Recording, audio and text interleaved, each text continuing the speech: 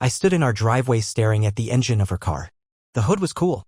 She had told me she left work just 30 minutes ago, said the traffic was brutal, that she sat stuck on Route 8 for nearly an hour behind a wrecked semi. But her engine wasn't even warm. The house lights were on, and the scent of freshly microwaved popcorn floated faintly from the window, the kind she only ever makes when she's nervous or watching one of her courtroom dramas. I didn't go inside right away. Instead, I walked past the garage and opened the trash bin.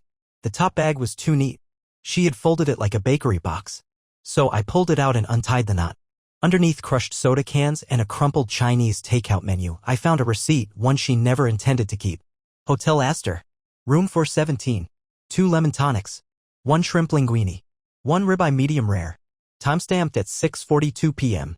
Location? Downtown. Not anywhere near Route 8. I held the paper like it was a loaded fuse, just staring at the ink, trying to breathe. I didn't need to invent a backstory. It already screamed the truth. The shrimp linguine? She hates seafood. Can't even stand the smell. But I remembered. I remembered the guy from her gym who posted a photo last year, plate of shrimp linguine, captioned heaven. She commented 3 flame emojis and deleted them an hour later. That's how subtle it starts. Quiet deletions. Edits in speech. Gaps in timeline. She was laying bricks, building a version of life where I didn't exist. I walked inside and didn't say a word. She was on the couch with her legs tucked up, remote in one hand, phone in the other. She looked up with that manufactured tiredness, her voice tuned to the exact pitch of casual. Hey babe. I put the receipt down on the coffee table. Didn't even say her name. Didn't accuse. Just pointed. She looked at it and something flickered behind her eyes, not guilt. Not shame. Calculation. She blinked once, twice. Then smiled like I had just asked if she finished the last soda. That's not mine. I didn't respond. My silence seemed to agitate her more than shouting would have.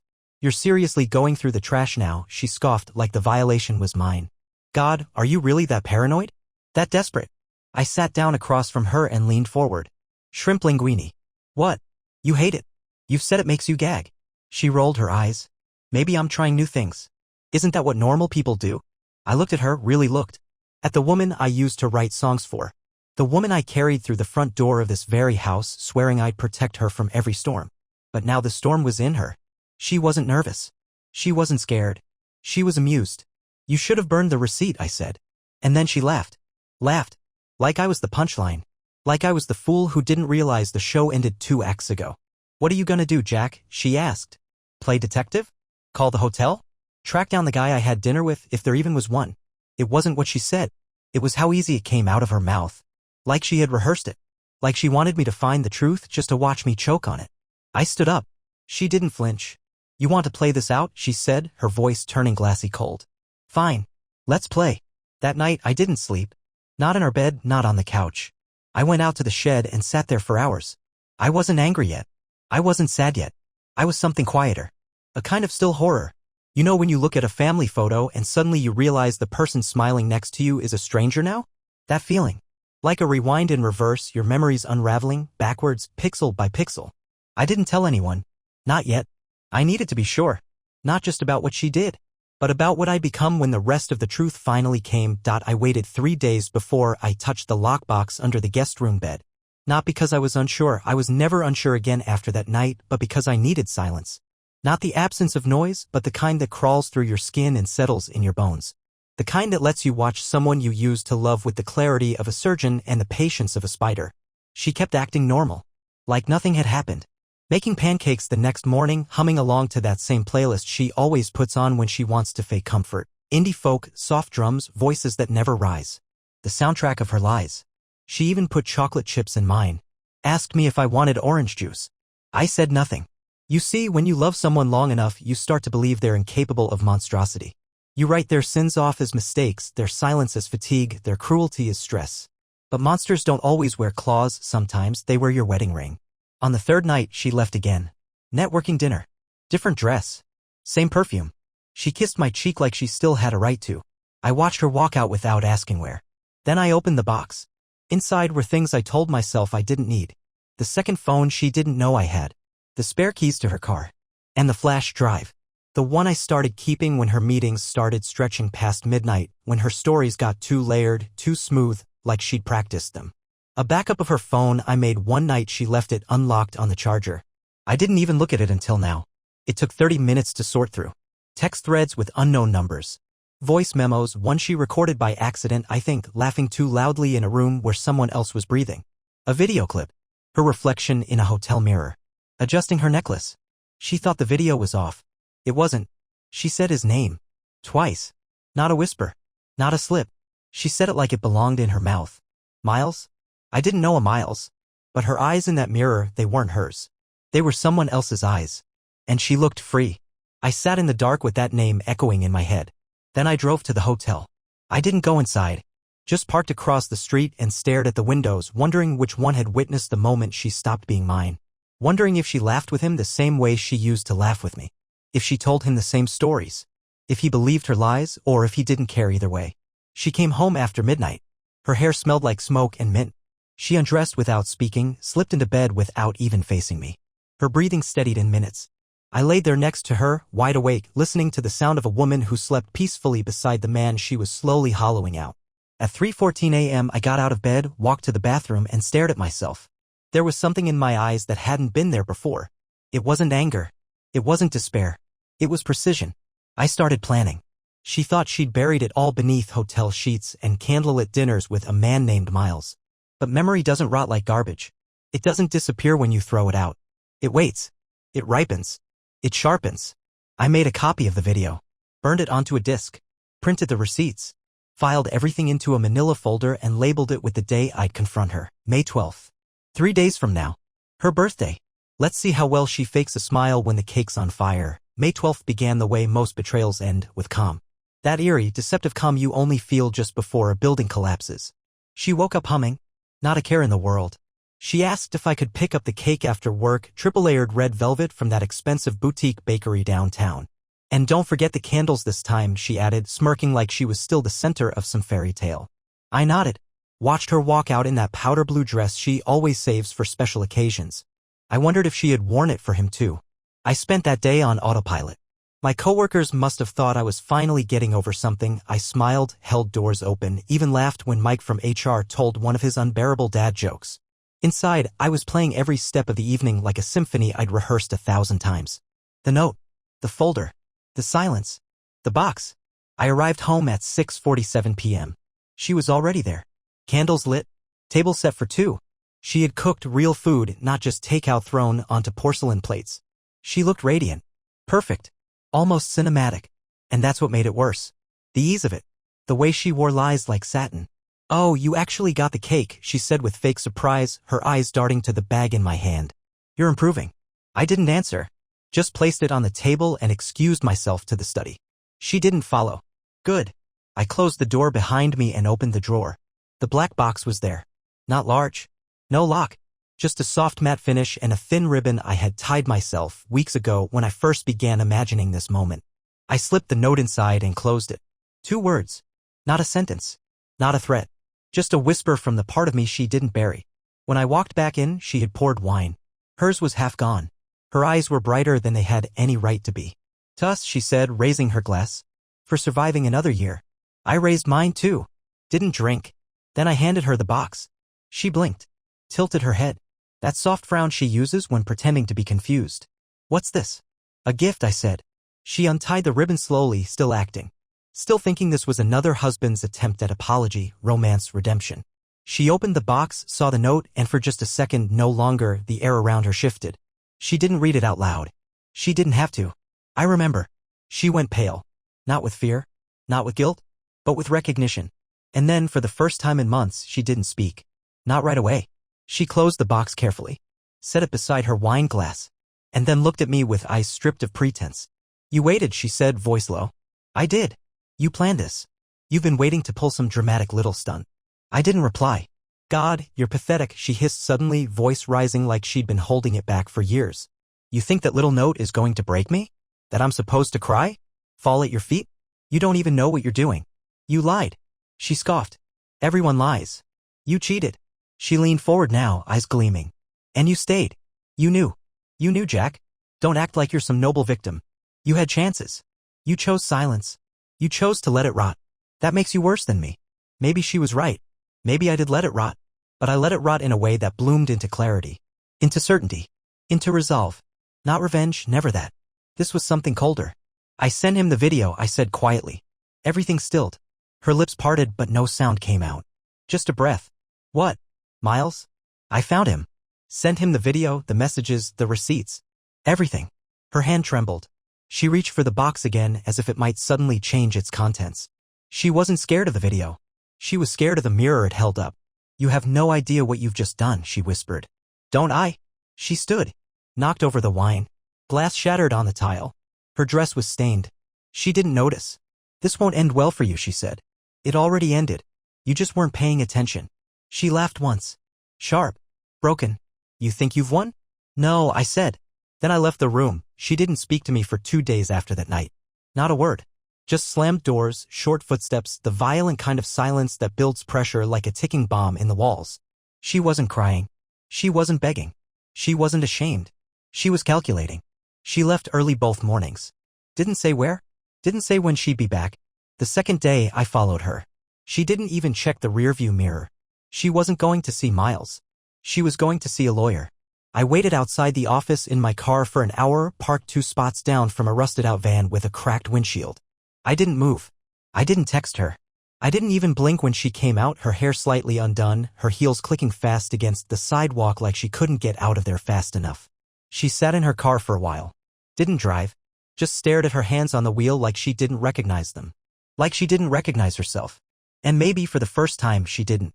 When she got home later, she walked past me in the hallway without a glance, tossed her bag down, and went into the kitchen. I followed. She was pouring herself whiskey. Straight. No ice. That told me everything. You really did it, she said, not turning around. I didn't reply. He blocked me. Sent one message and blocked me. After everything I gave him. Still, I said nothing. She turned then, glass shaking slightly in her hand. You think this is a win? You think humiliating me makes you strong? I think truth is weight. I just let it fall. She stepped forward. Her voice wasn't raised. But it cut. I could destroy you, Jack. You've made mistakes. I know about them. Don't think I haven't been paying attention. That caught me off guard, not because it was true, but because it revealed what she was really afraid of. Losing control. This wasn't about love. It hadn't been for a long time. It was about power. About keeping the upper hand. And for once, her hands were empty. I leaned on the counter, crossed my arms. What exactly is it you're trying to save, huh? The marriage? Your image? Your little fantasy world? She stared. I don't need to save anything. I just need to make sure you don't walk away looking clean. That was it. That was the crack in the mask. The admission. She didn't care about rebuilding. She didn't care about apologies or guilt or even Miles. She cared about winning the war, and I had just burned her favorite weapon. I left the kitchen. She didn't follow.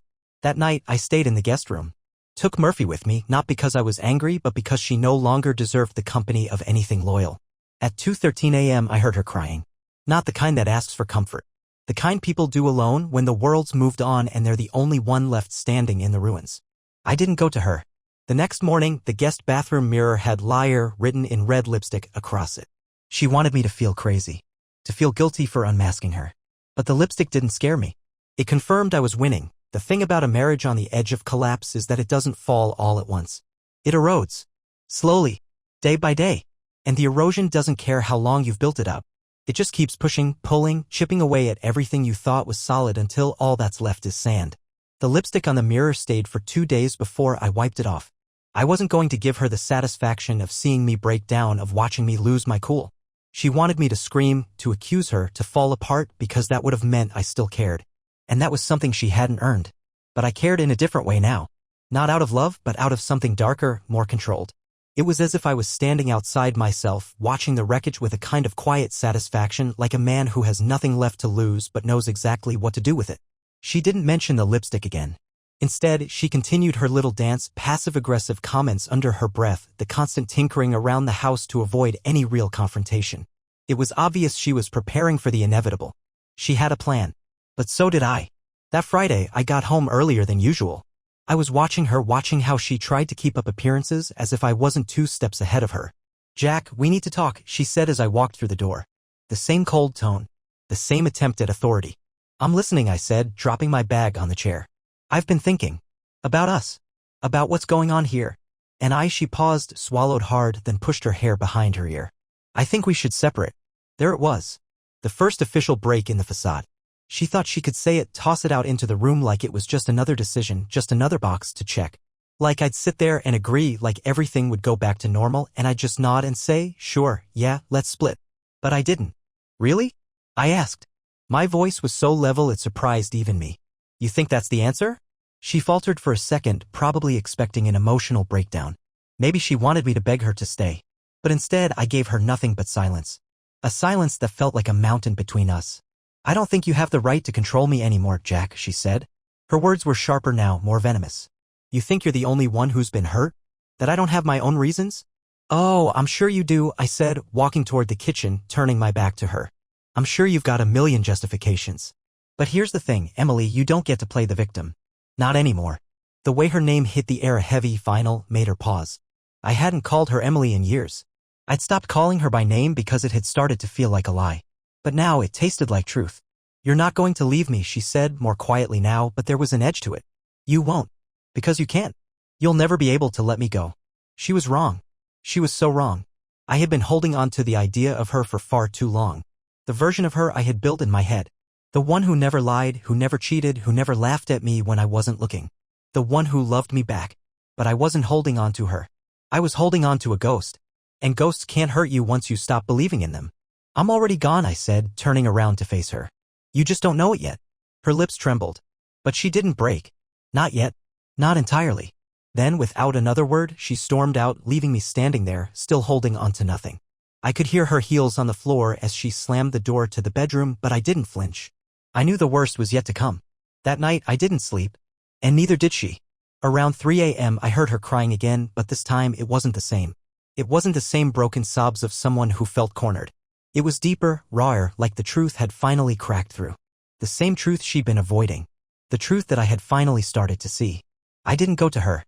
Instead, I got up, walked to the study, and stared at the manila folder on the desk. The final piece of the plan had arrived. Her lawyer had called earlier that day. She had signed the separation papers. And now it was time to make it official. I called my lawyer. The wheels were in motion.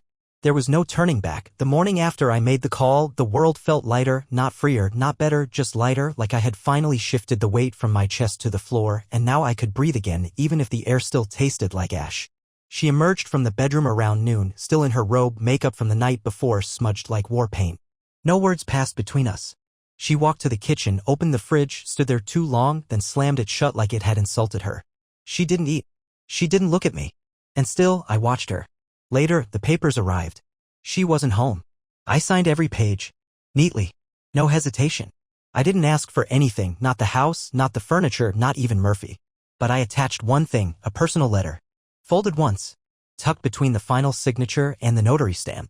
She returned that night with a bottle of wine and a blank stare. Set the bottle down, didn't open it.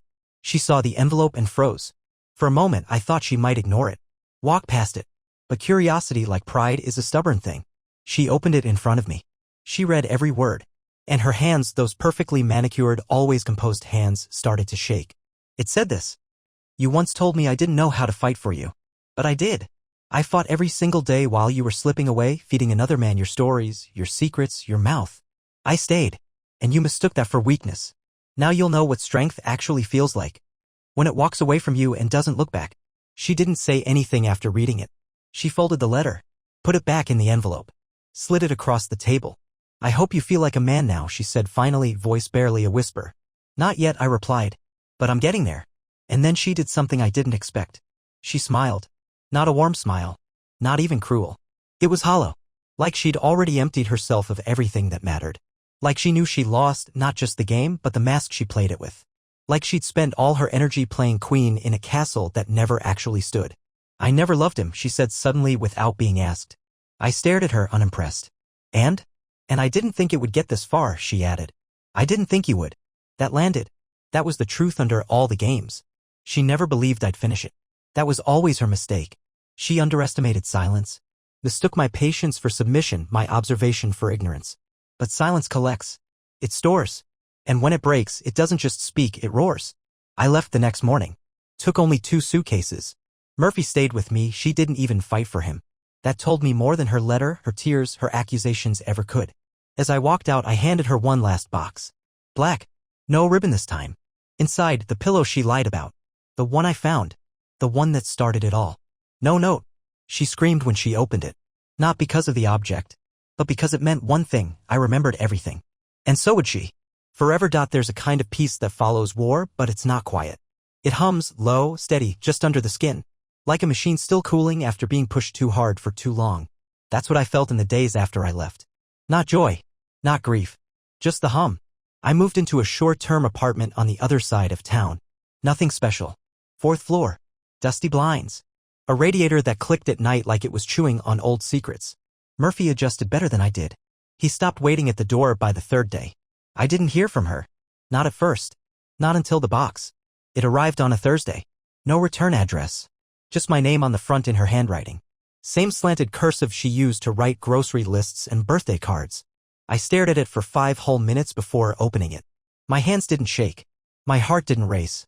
I just felt ready. Inside were 2 things. A photo, the one we took in New Orleans 3 years ago. Her arms around my neck, mine around her waist, both of us smiling like we hadn't seen the flood coming. She'd drawn a red X over my face. Childish. Predictable. The second was a USB stick. Labeled in red ink, yours too.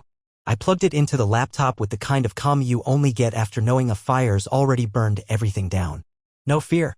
Just curiosity. There were 3 files. The first, a screen recording of my emails. From 6 months ago. An old draft I'd written to a woman named Elise, an ex from years back. A message I never sent.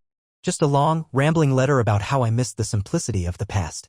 How I sometimes thought about the version of myself I used to be before marriage, before compromise. It wasn't romantic. It wasn't flirtatious.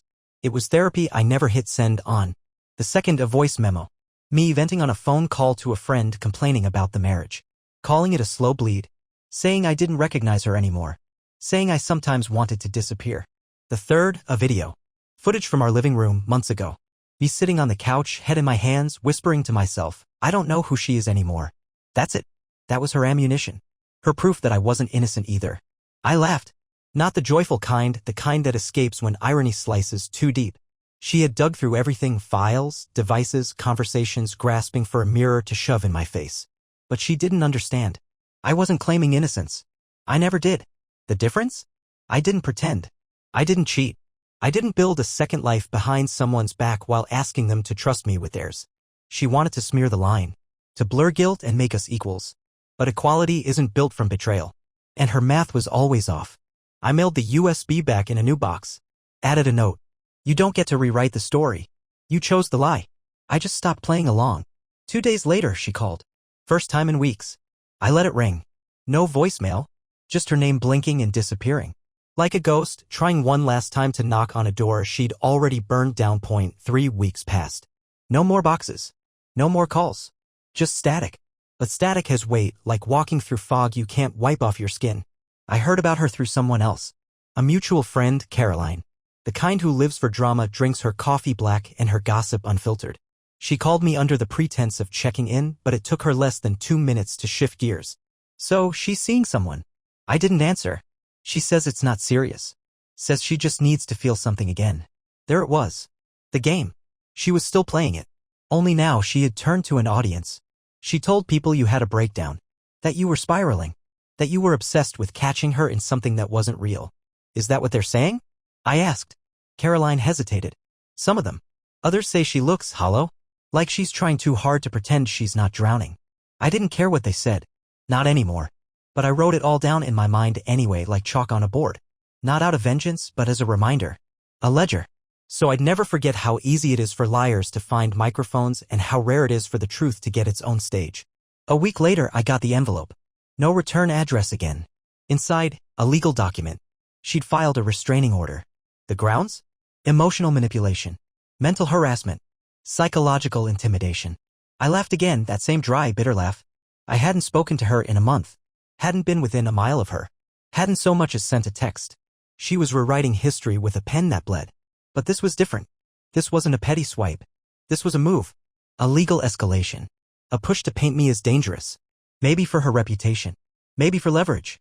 Maybe just because she couldn't stand the silence anymore, the fact that I was winning the one war she never expected to lose, perception. I called my lawyer. Sent him the copy. Typical, he said after skimming it. She's throwing darts in the dark. Hoping one hits. He filed the response within 24 hours. Included documentation. Timeline of no contact. My signed divorce papers. The footage. The messages. The dates. Every lie folded neatly inside its own coffin. But the damage was done. That week, my landlord received an anonymous tip about disturbances in the building. My boss got a complaint email about aggressive behavior and erratic moods. People started looking at me like I might explode. She wasn't trying to get me back. She was trying to erase me. Not just from her life. From everyone's. So I sent one last message. Through my lawyer. A single-page affidavit. With a copy of the original hotel receipt. The video. The text thread with Miles. The fake restraining order, all of it attached, perfectly dated. I didn't write a note this time. Didn't need to. Sometimes silence is the loudest scream. That's when it all stopped. No more calls. No more letters. No more whispers. Just one final email from Caroline, 2 days later. She moved out of her condo. No one knows where. They say she's gone quiet. Like she vanished. Good. She wasn't gone. She was just finally listening to the sound she'd buried for months. Her own guilt echoing back at her with no one left to lie to. It's strange how quickly life rearranges itself when you strip the poison out. Days started becoming real again. I'd wake up and the light through the window didn't feel like an interrogation. Murphy would wag his tail instead of pacing by the door. I started cooking again, not because I needed to eat, but because it felt good to create something with my hands that wasn't built on damage. But healing doesn't come clean. It shows up in fragments. Like the first time I went to the grocery store and instinctively reached for her favorite brand of yogurt only to remember I never even liked the damn thing. Or when I drove past the hotel downtown, the one where the shrimp linguine had become a cursed relic in my memory, and found myself laughing not because it was funny but because I had once thought the truth would be there, in that room. Waiting for me like a forgotten shoe. Truth doesn't wait. It doesn't care how long you stare at the door. It lives in the cracks you ignored. A week later, I got an unexpected call from an unknown number. I let it go to voicemail. It wasn't her. It was Miles. His voice was calm, composed. Like a man walking through a minefield barefoot, pretending not to notice the pain. Jack. I didn't know what I was stepping into. She told me you were gone. That you'd abandoned her. That you were unstable. I believed her because it was easier than asking questions. I'm sorry. I just wanted you to hear that from me. I didn't call him back. What was there to say? He was just another thread she pulled from the edge of her life, used and let unravel. I didn't hate him. I didn't care about him. But I saved the voicemail. Not for revenge. For documentation. Because people like her? They rewrite the ending. They always do. And I wasn't going to let her have the final chapter. A few nights later, I was out walking Murphy when a woman approached me on the street. Early 30s. Short coat. Looked like she had something rehearsed. Are you Jack? She asked. I paused. Depends who's asking. I was her coworker. I just wanted to tell you something. She looked nervous. Like this was her own confession booth. She used to talk about you. In the beginning, I mean. Said you were the only man who ever listened when she wasn't performing.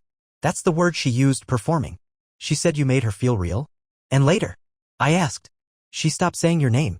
Just called you him. Or that one. I nodded. That sounded right. She's not well, the woman added. You probably already know that. She was never ill, I said. She was intentional. And she was. This wasn't madness. This wasn't a lapse in judgment. This was a campaign orchestrated, rehearsed, sustained. She lied. She cheated. She rewrote reality until even she couldn't tell what was fabricated. But I remembered. And now so did others. I walked away before the woman could say anything else. The past doesn't vanish. It follows. It watches. But now finally it obeys. It ended in silence. Not with a bang. Not with tears. Not even with a slammed door. Just silence, that final, echoing silence that follows after every word's been used and every mask is cracked. The last piece came 2 months after the dust had settled. A black envelope. No address. Hand-delivered. Someone had slipped it under my door. Inside was a single photograph. Her. Sitting alone on a bench at that small lake out past the city line, the one we used to walk around in early spring when things still felt honest. She wasn't looking at the camera. Wasn't posing. She looked tired. Hollow. Like she'd aged 10 years in the last 10 weeks. On the back, in her handwriting, still flawless, still neat, was a sentence. I never stopped hoping you'd forget. That was the final miscalculation. Because I never forgot. Not the lies. Not the nights. Not the way she smiled at me while planning my burial. You don't forget that kind of betrayal. You build on it. You stack the pieces into armor. You carry it like a reminder, not of what broke you, but of what you survived. She cheated and lied, and I ended up behind bars because of her. I stayed silent. Waited. When I got out, I sent her a small black box. Inside was a note with 2 words, I remember. She screamed. Not because of what was inside, but because she knew the past never truly disappears. Yeah? Now I sleep. The house is quiet. Murphy lies at the foot of the bed. My phone doesn't light up at 3 a.m. with new threats or traps or twisted memories from a life I no longer live in. People still ask sometimes. They want to know how it happened. Why I stayed so long. Why I didn't lose my mind. Why I never lashed out. But I tell them the truth. Some storms you don't run from. You wait. You let them pass. And when they're gone, you rebuild. With your eyes open this time. And your door locked.